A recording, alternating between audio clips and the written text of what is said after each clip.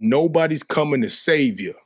Nobody is coming to save you, not even your savior, until you align your behavior with the things you pray for. I was always a speaker. Like, I got in trouble in class for talking. I would always stand up at a table during lunch and like tell a joke or tell a story. Like, that was my thing. Middle school, like I would just do that at my table. Like, hey y'all.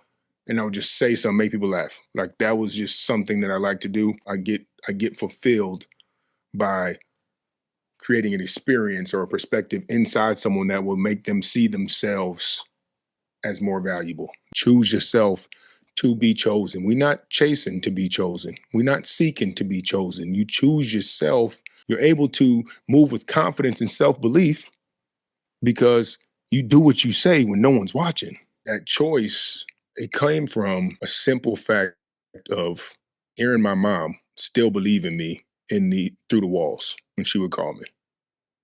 The little boy lit up again. Hakeem, welcome. Thank you. Thank you. Thanks for having me.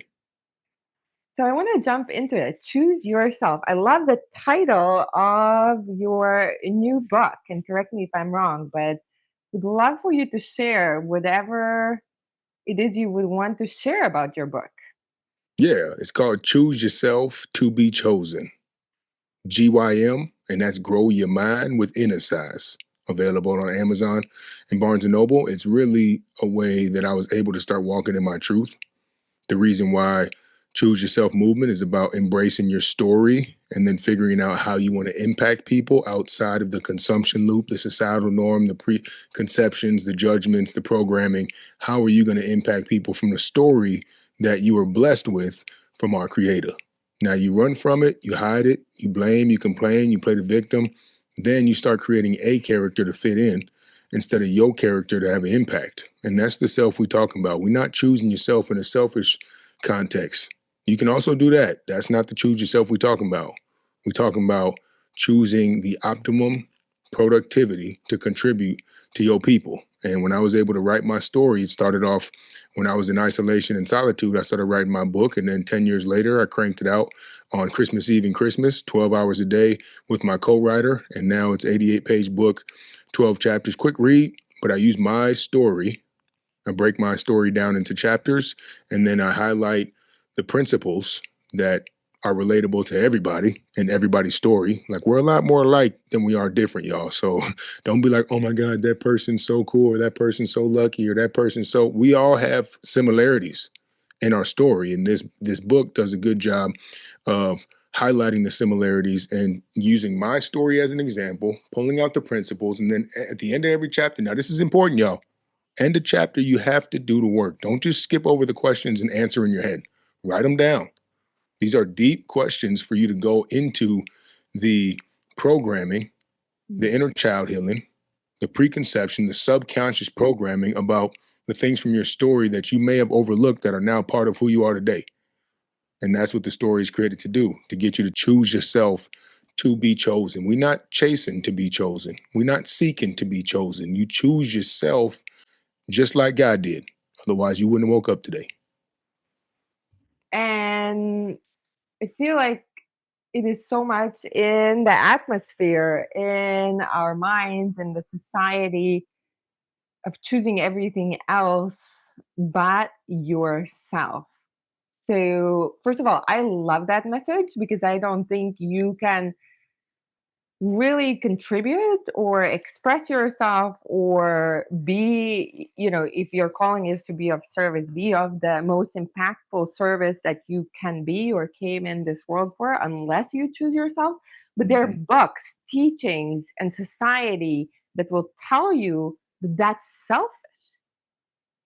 Yeah. Well, I mean, they want you dependent. The independence that creates strength amongst the people.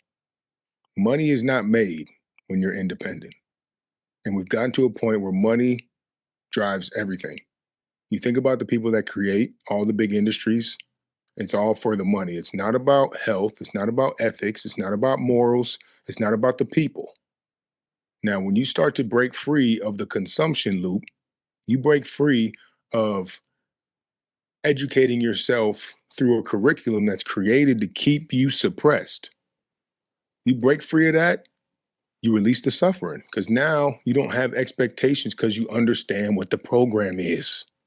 And now you get to control what you can control: your mindset, your effort, your response to the uncontrollables, how you prioritize your routines, your consumption, what you decide to watch. These are all in your control.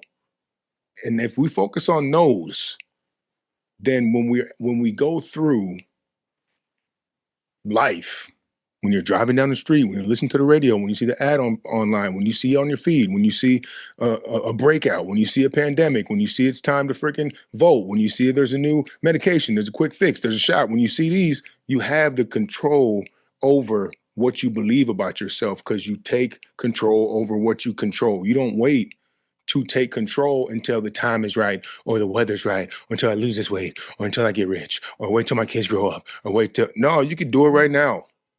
If you want to wait, that's what we've been taught to do. Mhm. First, you're born, you get a name, you get a location, you get a language, you get a religion. Then you got to go through 12 years of school. Then you got to learn what they want you to learn. There's not topics for life. They don't teach you about gut health. They don't teach you about toxins in the air. They don't teach you about the finances. They don't teach you about there's a structure to this. Okay, and now homeschooling is at all time high. There will be a choose yourself homeschool curriculum coming out, especially with Mhm. my kids when I do have them. And when you start to put boundaries up and you start to invest into higher quality food, people, content, clothing, products, they're out there, but they're expensive because we compare them to the cheap stuff that everybody's consuming. When you start to prioritize your worth and you start to prioritize the high value lifestyle, then they call you selfish. But that is exactly when you're able to be most productive. And that's the belief that has to come from within, the God within. Because when people start, oh, you're selfish, oh, you're freaking spending all your money on organic farm food, or you're going to sleep early, or you're not even following the news, or you don't even vote, or you don't even get caught up in pop culture and you don't argue back. Like you're so selfish. You always think you're right. No, I just am not in that energy of trying to prove y'all that choosing yourself is important. I'm just going to show you and attract people that want to do it. And then the ripple effect is the way that they transform and they inspire the people around them comes from an example we set. It doesn't come from me talking online. It doesn't come from my book. It comes from you doing the work on you, seeing the results, and then your relationships change with everything, not just people. Vices, your relationship with society, your relationship with your beliefs, your relationship with the ego, the subconscious, your relationship with your consumption of everything, not just what you eat, what you drink, what you smell, what you listen to, what you watch. Your relationship with that changes. You have a new paradigm. Yeah, and when you were I mean, you're saying so many good things. When you were talking about, like, the education for kids, and one of the most important things, of course, that they don't teach is how to manage your energy, your attention, which really is the biggest creative resource. Hmm. None of that, right? None of that. How did you start to become so wise and wake up to all of this programming so young? Because many people, even in their 40s and 50s and 60s, don't even recognize programming and conditioning as such. Yeah, I realize that. I mean, most people that I work with that get to this point of, okay, I'm sick of this. I need to choose myself are usually between 30 and 50. A lot of them are 40 plus. And I feel like that's the demographic majority of the people that follow me online, the people in the community, the people that I coach one on one, the people that show up to my workshops and retreats are about that age. And I think that's how long it takes and how many heartbreaks and disappointments you got to get to. But I tell you what, we keep going on this track, people going to be reaching out at age 21 because there's going to be a lot more heartbreaks a lot sooner and earlier in your life with all this Mhm. information overload. But I say this, the first pillar of the choose yourself process is the trigger point. Now there's three types of triggers. When you're unhealed, other people trigger you. When you're ready to heal, you trigger yourself and you become accountable. And you say, I'm done dealing with my own BS. The third trigger is when you start to trigger others, when they start to call you selfish and you inspire them to change. That's the goal. You move through life and you inspire others. Now, I was triggered by authority. I was triggered by relationships. I was triggered by addiction. I was triggered by victimhood, anger, pain. And that put me into a spiral where I still was productive in sports. I went D1, D2, dropped out, had 5 knee surgeries, went back, went D3. This is still me going in a spiral, a grieving spiral from when I lost my little brother when I was 16. And that was the start of suppressing anger and resentment. So I became angry and resentful in the world. So I would make sure that people justify my belief. So I would do anything I could to make them angry, or to make them act in a way that I could resent them, because that's how I felt about my suppressed emotions. And that's what I mean by your story will create your future if you don't deal with it, because how you believe you are on the inside, the mind will make sure you notice the things on the outside that justify that belief. So the first pillar is the trigger point. And typically we get there when we lose one of 4 things: health, time, relationships, money. You might lose your health and be like, okay, I have to stop eating BS. The doctor said I'm going to have a heart attack. You might lose time. You might get locked up. You might waste time in a toxic relationship. You might be sleeping too much, hitting the snooze button too much. You might be wasting time, and now you can't find a way to break free. You might lose relationships. You might lose your kids. You might lose a husband, a spouse. You might have been cheated on. You might have been robbed by your business partner, and you might lose money. A lot of times we do lose money. You have to invest money without fear to be able to build wealth. And that's another thing that I think we all are kind of restricted from, is understanding that, because they want you to save small amounts and then just have enough to retire right when you're too old to freaking walk. So y'all be mindful of that. But mine, I lost all 4. And I think a lot of people who are strong-willed and have a large ego have to lose all 4, maybe multiple times. Some people maybe just lose one. Some people, I lost health, time, relationships, and money.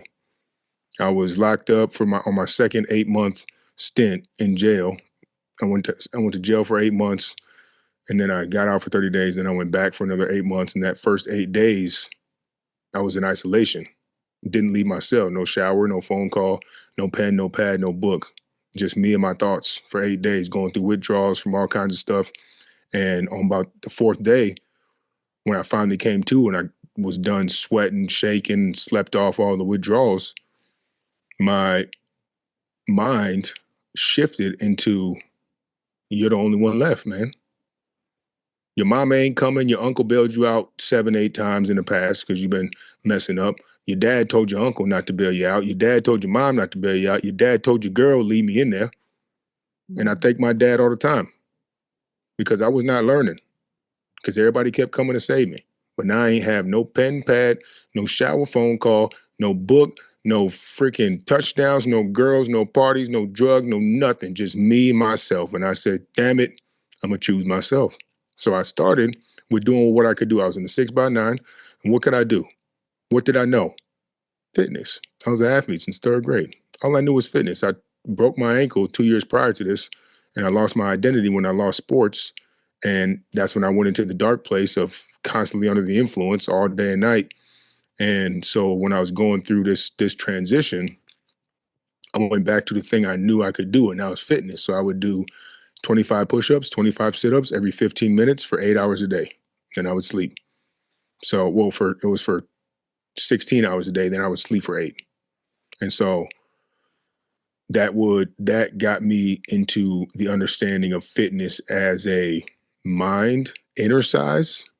The book is called GYM, Grow Your Mind with Exercise, but also you go to the GYM to strengthen your body with exercise. So it's the acronym that goes from mind to body. And now we're working, the last 4 years, we've been integrating gut health and the gut mind connection. And so that was my shift. And when I got out after that 8 months, I stayed sober for another year. So it was 20 months of sobriety. That was my first time sober. And even then, I was still smoking Black and Milds, drinking coffee, and gambling. So I was still on vices. I just wasn't under the influence, which is why these challenges we do are so important.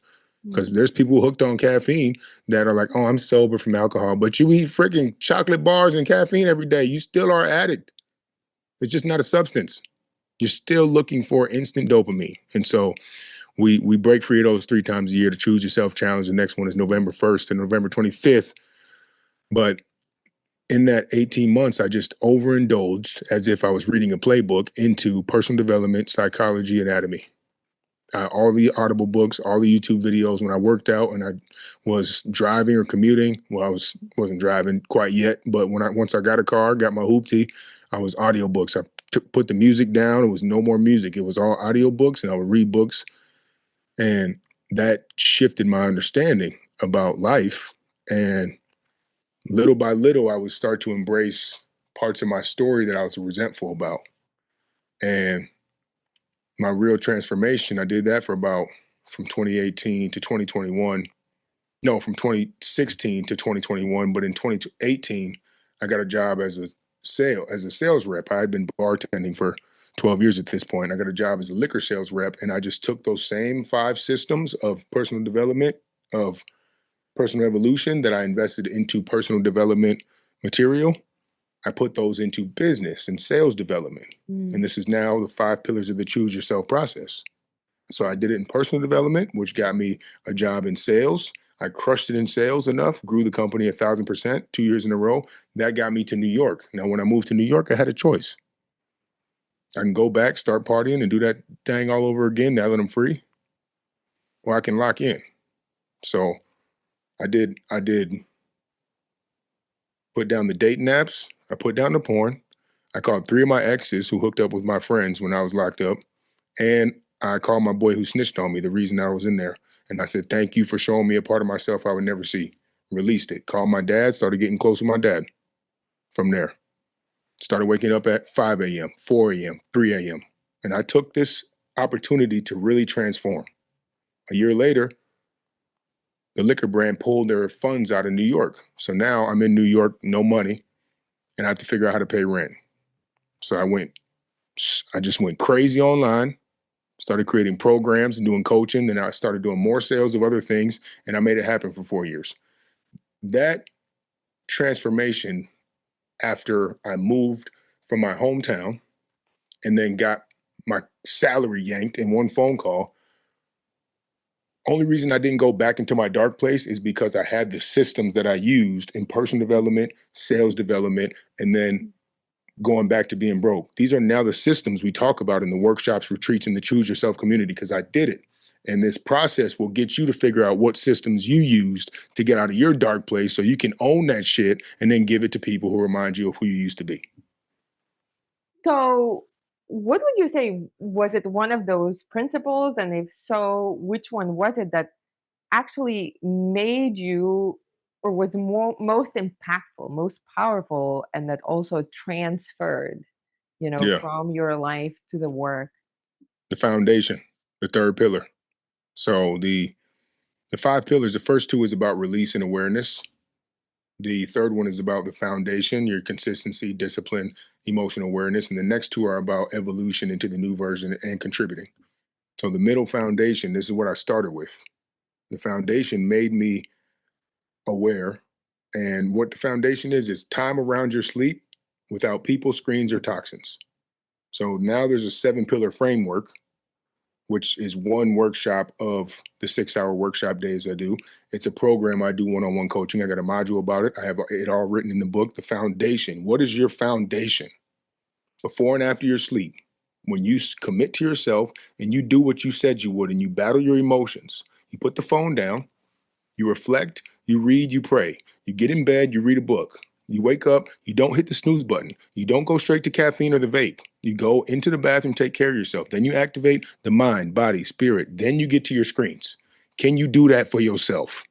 Outside of this time, you are going to be contributing to other people, whether you're scrolling, whether you're emailing, whether you're talking to your kids, your spouse. You have to do this for you. This changes your relationship with that conversation that's going in your head that has you lashing out and acting emotional all day. And it works for all genders, all ages. We got kids 6 years old to 65. My mom got a foundation. She's 65.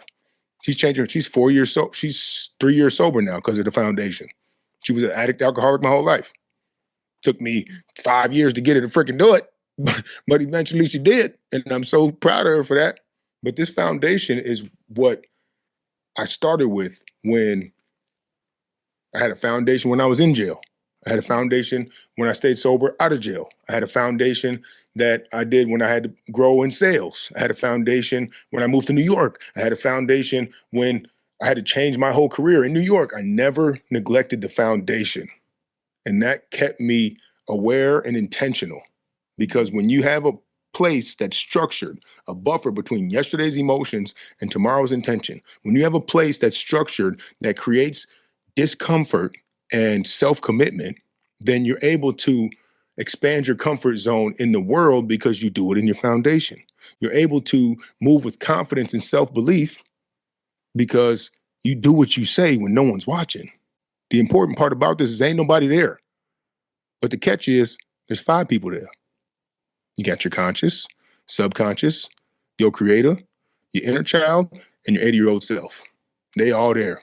And they all are starting to develop a belief about who you are. The more you hit the snooze, the more you scroll, the more you keep messing around with these adult videos online, the more you keep swiping and gambling, the more you keep eating processed foods, the less you drink water. It's like, okay, we don't really care about ourselves.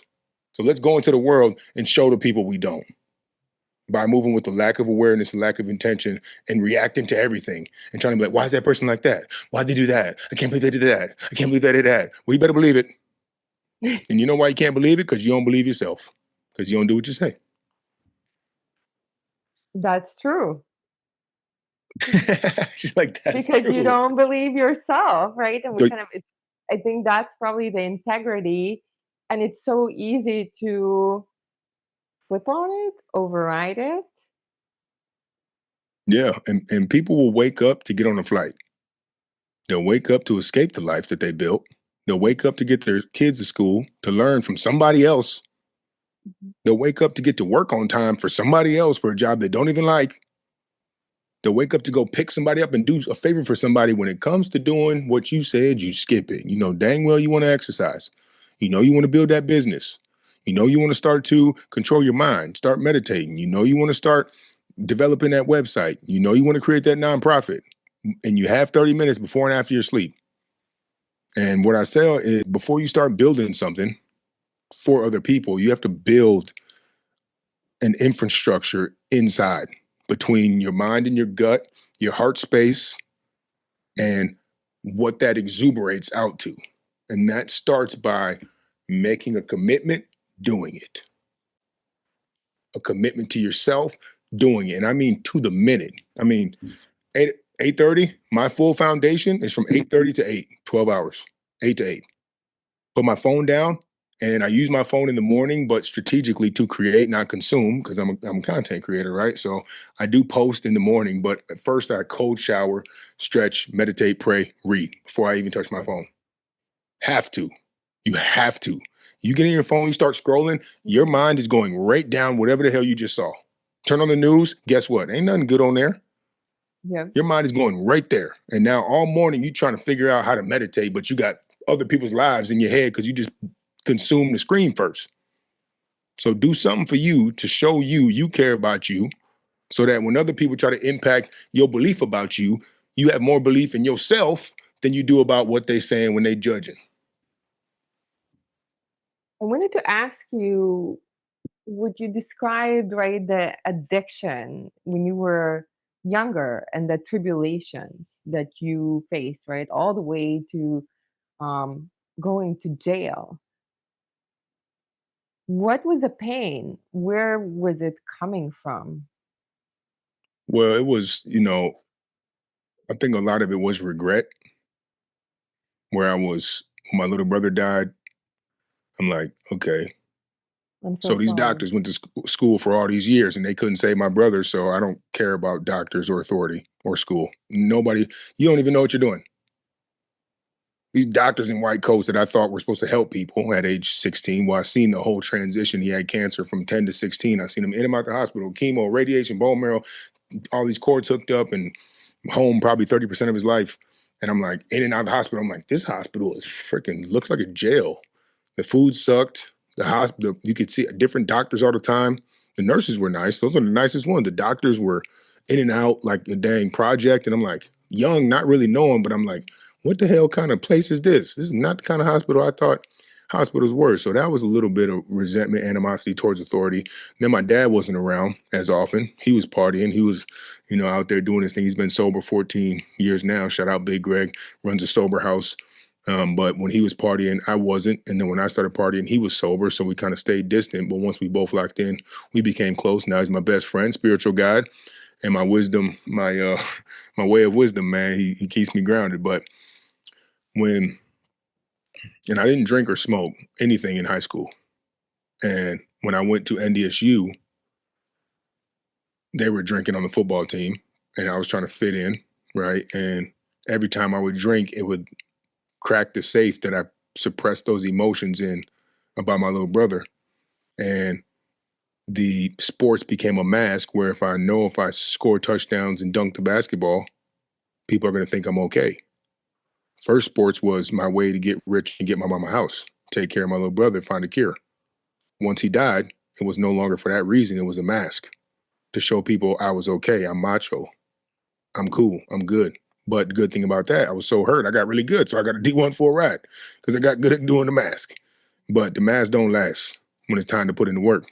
So with the resentment inside, as you start to consume substances, which expands your restriction, right? So what a lot of people say when they get drunk, they become more of who they are, is Mhm. because you're less aware of the mask you're trying to wear. You're less aware of other people's perception of you. Mhm. So I would be angry when I got lit. And once the anger started coming out, I didn't have to be lit to be angry. I was angry sober because I had experienced it already. I didn't suppress it anymore. It started coming out. So to deal with that, more substances. So Mhm. now I go D2, and both my parents were addicts, alcoholics. So it's in my genes. My sister and brother are both sober. They had their own stints out partying. So it's always been whatever. You got an addictive gene, but it's not from your parents. It's your choices that pull the trigger. Your genetics load the chamber. Your, your choices take the shot. And so it put me from D1 to D2. Then I tore my ACL. Then I punched a dude on campus. Then I had a felony first degree assault. And I had the judge give me 20 years probation from a one punch fight when I was on crutches. So I'm like, okay, the doctors, unfair. The judge, unfair. Now I'm kicked out of school, unfair. Now I'm like, I don't care about nobody who thinks they can control me. And to deal with that, I went into the streets downtown, started doing security, started partying and in the black market and doing all this. Had more knee surgeries since I wasn't taking care of my body, which came with Mhm. prescription meds. So that evolved. And then I got to a trigger point when I was 19. I was still 19 at this time. And then I went back to school, but I went D3. But now I had perfected masking from 16 to 18 and then numbing with substances from 18 to 19. Now I went to school, I would mask during the season, numb in the off season, 4 years in a row. And because it was D3, it was easy. I'm a D1 guy. I was so good that I didn't have to try to be good here. So it wasn't challenging enough. So I could slack off and still get good grades. I could party and still be an All American. So when it was time to go and try out, I had restrictions because of probation and I had restrictions because of my body. Ended up breaking my ankle, which now the dream of the mask is gone. Now what do I have left? Numbing. Ain't no more sports to get ready for. Ain't no season to lock in and stop partying. It's just straight party. Mm. 2 years straight. Then I started going into other substances and in the harder things, and that ended up putting me into a rapid spiral where I was just destructive to everything, every relationship, every party, every freaking thing I touched. And eventually it got me locked up. And that's when I finally was broke free, was when I had to go into solitude. What do you think was, like, because that's like a choice point, right? Where you can self-destruct. I mean, you've had so much pain and so many experiences. Like there's a lot of darkness, right? And you're young. And what do you think was that choice point where you just like saw that you can start making different choices, that it came down to you versus complete, continuing on that self-destruction path? Well, I never thought about quitting. Never had suicidal thoughts. Mhm. I never thought about going and get redemption. Like, oh, I'm gonna get them back. Like, never was that. Mhm. I was always like, forget them, cut them off. They're dead to me. That was my way of dealing with it. Mhm. It was like, oh, they betrayed me, or that person. I don't believe in the justice system. I don't believe in the medical system. It's just done. That's the choice. It's not, oh, those are just a couple bad doctors, a couple bad judges. No, it's everybody. Now I don't do that no more. Protect my peace because I was sensitive, ego driven, right? So now I don't want to be emotional accountable or do more research because you already hurt me once, and I did that with relationships. And so that choice, it came from a simple fact of hearing my mom still believe in me in the through the walls when she would call me. The little boy lit up again, finally sober. My mom's like, I love you. I know you're gonna make it up. You're gonna be strong. I didn't believe it. I thought I was gonna be locked up for life. I thought I had 86 months over my head. I thought they were gonna put me upstate for 7 years for first degree assault, which is a felony assault, which is a violent crime against humans, which you don't go to a good place for that.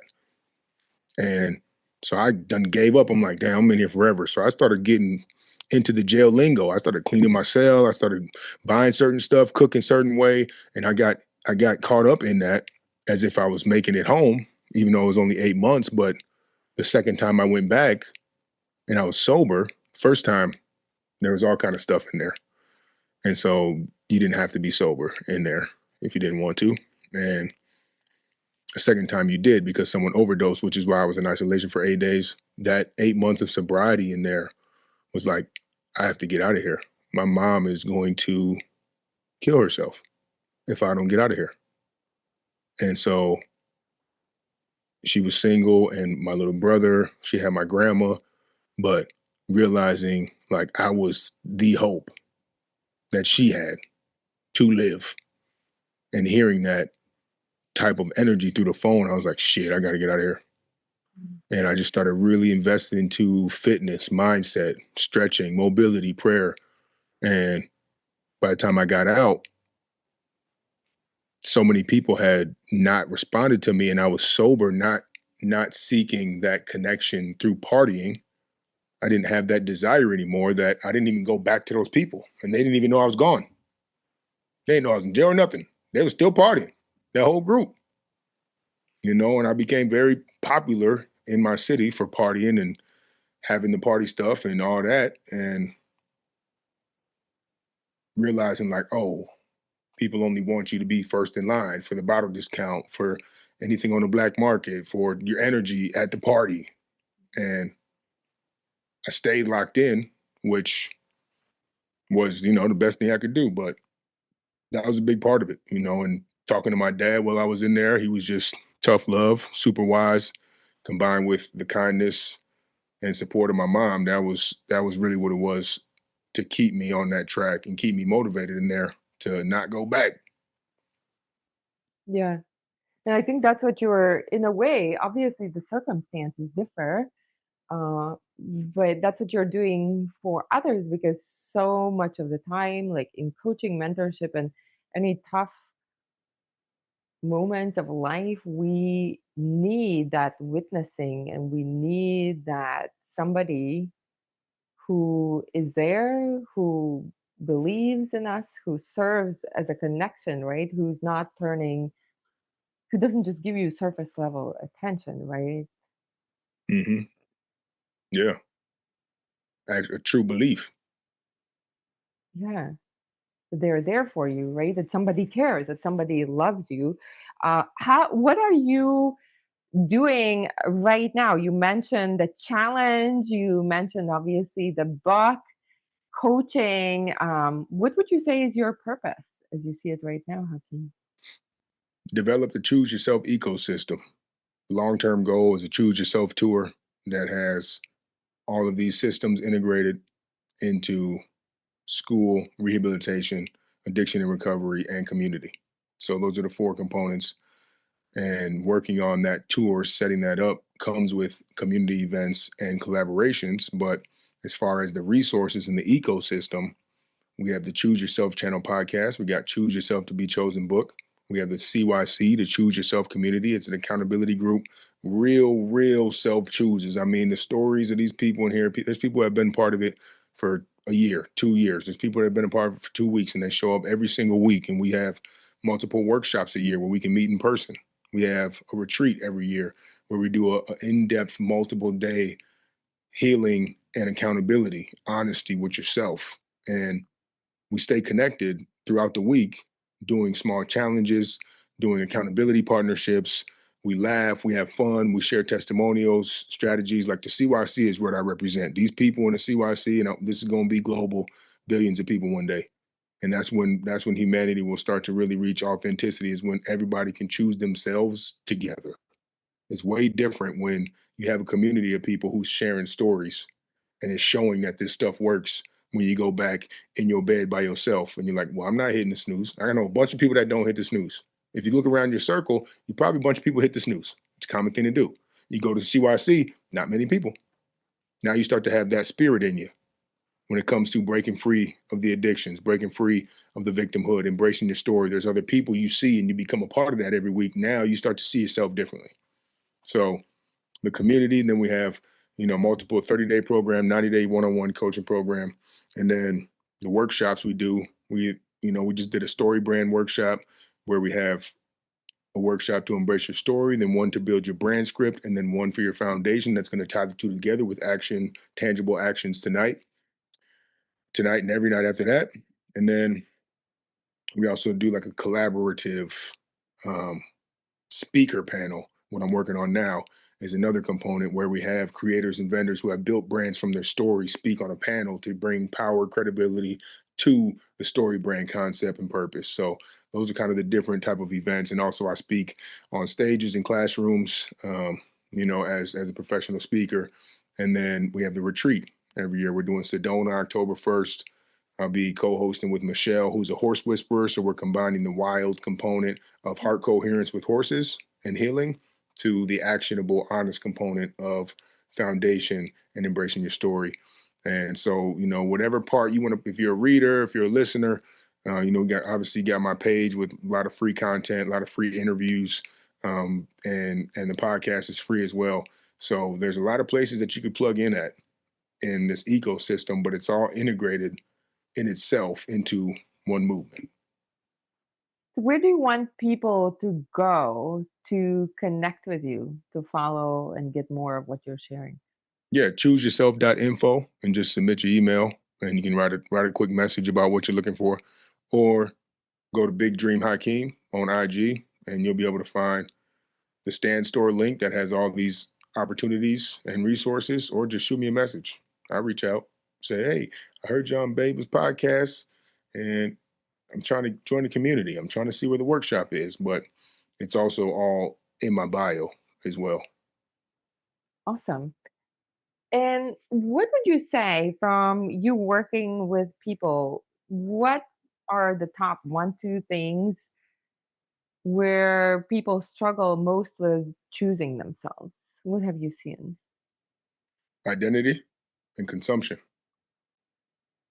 And I think those two go hand in hand. The more you consume, the less you create. So we can only put our attention one place. Mm. And so if we're focused on the next quick fix, the next dopamine, the next raise, the next check, it's hard to create the space for that.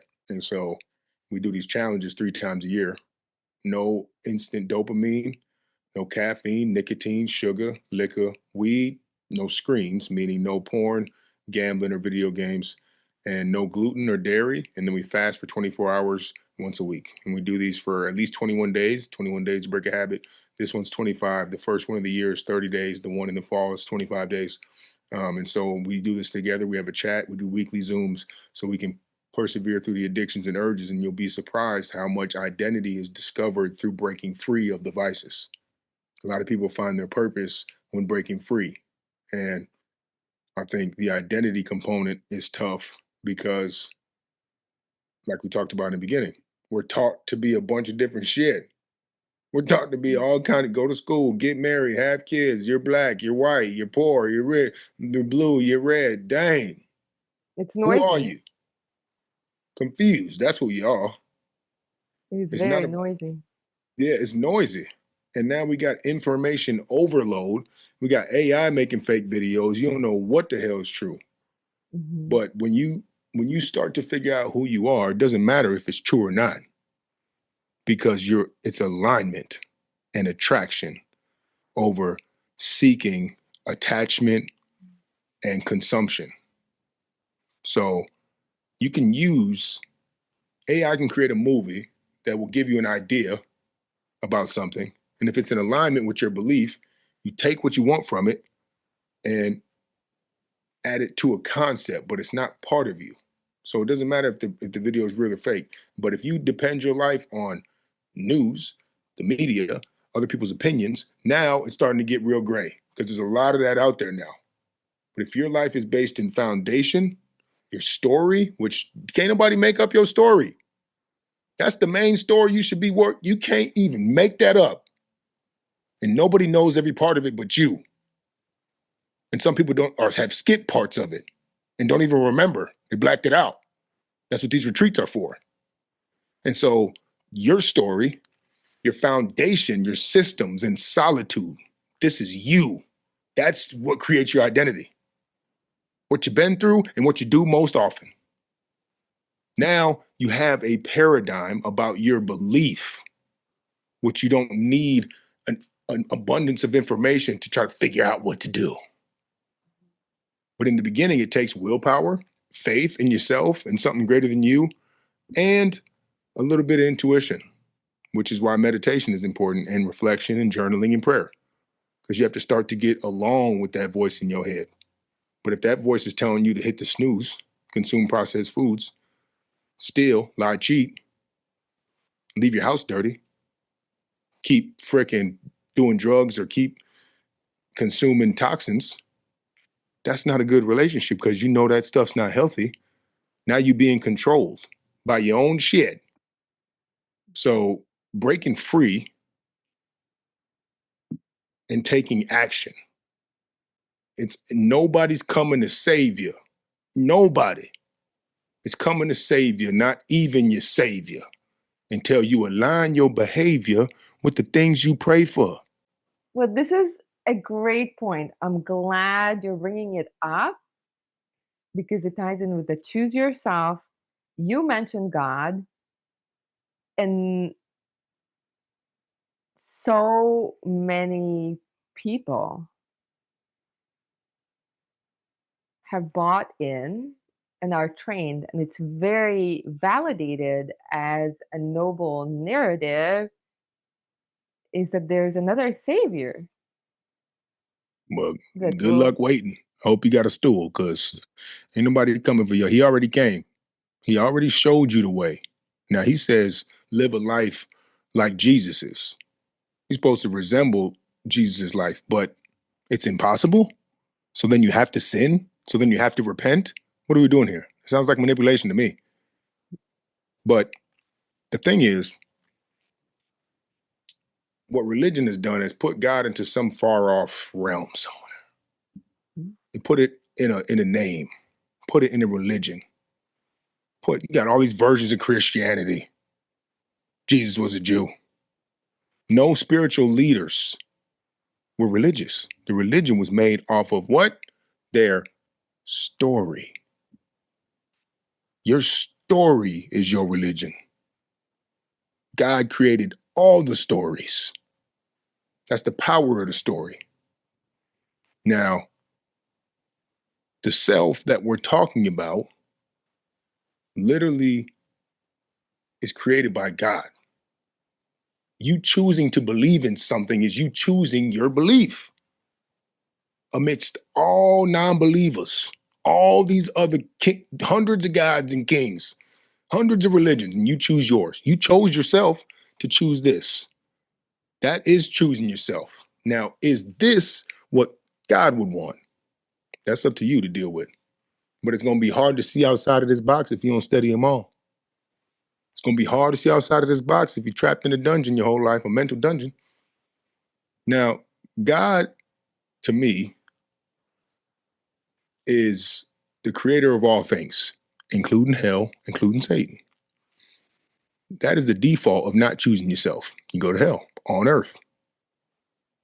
Victimhood, blaming, complaining, chronic illness, autoimmune. What? You eating bullshit? Guess what? You're going to hell. It's called pain. So these are defaults.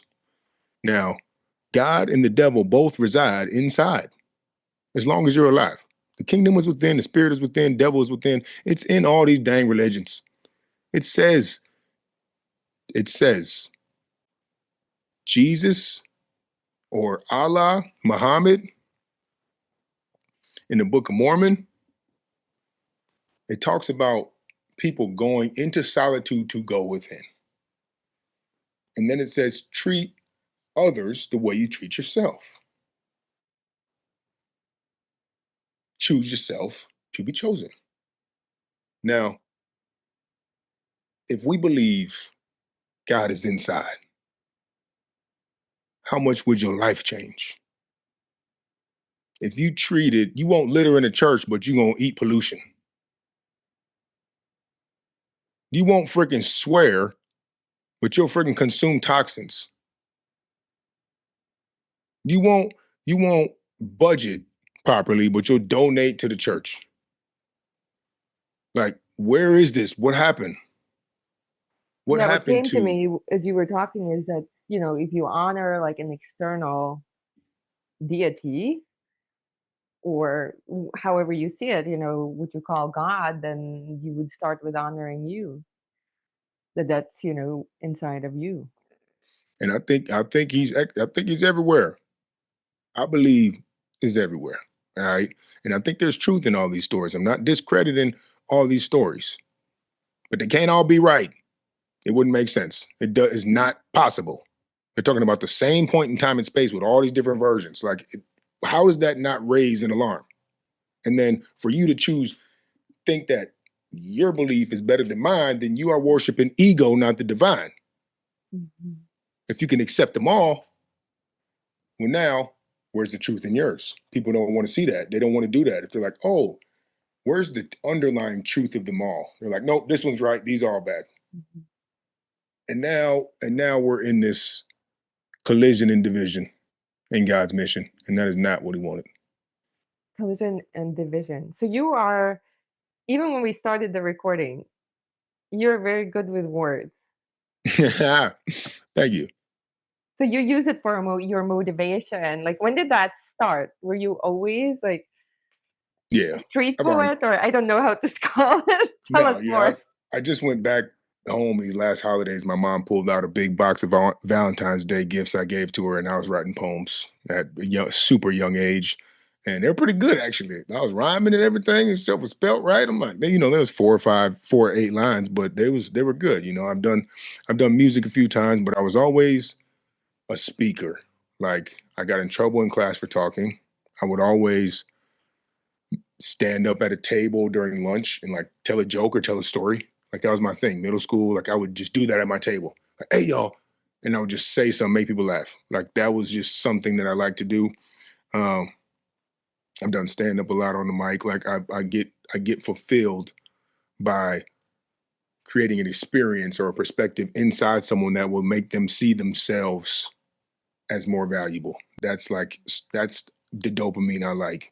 I was the lead chanter on all the sports teams. I played hockey, football, basketball, soccer, track. I was the lead chant guy. That was the halftime rah rah. Get up, man. We can do this. That was me. I've always been that speaker. The poetry, flowetry, came when I was speaking and doing motivational content, and better I got at it, the more I would rhyme unintentionally, and then the response on those videos was more positive and more impactful, and it would grow more. I'd get more views and more shares when I would rhyme. And so then I would start writing poetry and doing motivational growetry. And that's what really allowed my page to grow from 3,000 to 500,000 was those growetries early morning. And did they come easy to you? Like the Yeah, they rhymes, do. the poetry? Yeah. They do. Yeah, I mean, I write stuff down all day. Like I'll be walking around and be like, oh dang, what did oh I gotta write that down. And it just would come throughout the day. And then in the morning I'll look and I'll just see one or two. Like there was one thing I saw online and it was like, if you make a deal with the devil won't show up as the devil because you won't make the deal. And I was like, oh, that's good. And at the time I was reading Outwitting the Devil by Napoleon Hill and also Laws of Human Nature by Robert Greene and also Way of a Superior Man. And a combination of those things, I was like, what is the devil? I'm like, he's not a horn. I'm like, it could show up like sugar is the devil.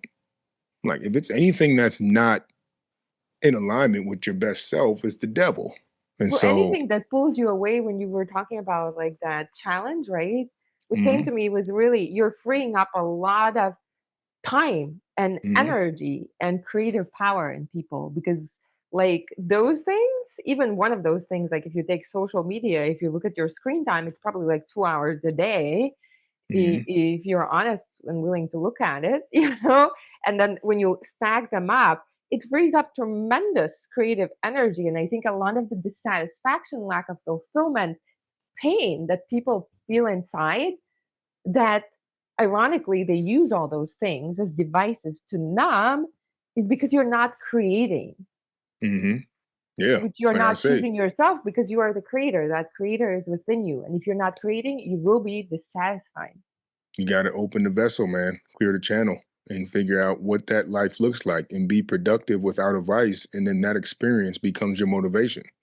But if you're never experiencing life without a vice, it'll seem impossible. And that's where a lot of people are stuck at. They need something external to feel fulfilled, to feel happy, to feel alive. And you got to hit them withdrawals first, like I did in that sale. But I say, I say, if you make a deal with the devil won't show up as the devil because you won't make the deal. It might show up as sugar, liquor, nicotine, porn, weed, pills. It might show up as the urge to cheat on yourself or your spouse or a daily cheat meal. It might show up as the snooze button. Boop. Now watch your dreams get killed. Because if you stay in your bed, your dreams stay in your head. While you choosing your feelings instead of what you said last night when that alarm was set. Are you choosing your feelings or you choosing your future? It might show up as self-sabotage or self-destruction, because whenever God gives you something good, you corrupt it and abruptly interrupt it, seeking the victim's mentality by disrupting your production. But those weren't the instructions you constructed. It's the temptations and contradictions, the hesitations and restrictions that keep the friction between our addiction and our missing, causing a contradiction in our conviction, causing a contradiction in our conviction due to the deception of our depiction that leads us to our own crucifixion. And And how you gonna jail. be, huh? And jail, the And walls of that jail of what? like the social media of what's Yep. labeled and programmed as fun, they just get they're invisible and you build them yourself, That's right? that's the crucifixion. You're hanging yourself every time you consume these things. That's the thing. And but it's not about being a tight ass though. Like we use the human experience to Mhm, expand the mind and bring us back to our creativity. Like we use the human mhm, experience to dabble in mhm. this simulation, this programming, to Yeah. dabble in what people, and then you come back home to freedom and you're like, all right, well, I know more about community. Now I can help people more. I joined this wellness company. I went to the beach. I did have sugar. I tried it. It was great, but I don't need it. I did have nicotine. I did smoke a cigar. I did eat gravy on my turkey. I did eat some friggin' chips and salsa. I did have a beer. I did have a shot. I did smoke a weed and go to a movie with my friends. I did fine, fine. 80% healthy, 20% fun. But once 20% becomes your life, it's no longer intention. You are now addicted. So breaking free and then finding your balance is what we do in the Choose Yourself Challenge. I love it. Hakeem, what didn't I ask you that you wanted to share? What do you want to leave us with? Well, I just leave you with a little bit of insight into yourself because if you don't believe in you, do not expect other people to. And if you don't choose yourself, do not expect to be chosen. The type of people you want in your life starts by you becoming that person first. So next time you have any type of intrusive thoughts, self-doubt, disbelief, ask yourself if that's the type of person that you want in your life. Because I'm not going to believe in somebody who don't believe in themselves. I worked hard for these beliefs.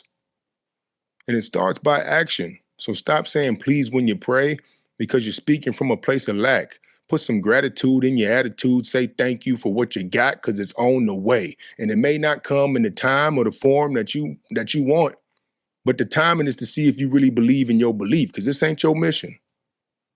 This God's mission. You just here to fulfill it by choosing yourself. In order to do that, you got to believe in what your God believes in, including you. Thank you. Thank you for being here. It was so fun. Yeah. Anybody can connect with you. All the links are in the show notes. And, sometimes people do struggle with finding that belief in themselves, especially when the life does kick us down and hands us some, as you know, rough times and rough challenges. So I would encourage anybody to check out your community, your Instagram, because sometimes it does take somebody else as an example, as a mentor, and also believing in yourself so you can come back around and like regain that belief in yourself. Yeah, it's not always your fault what happened to you, but it's your fault to heal from it. I mean, it's your responsibility to heal from it. Thank you, Hakeem. Thank you. Y'all choose yourself.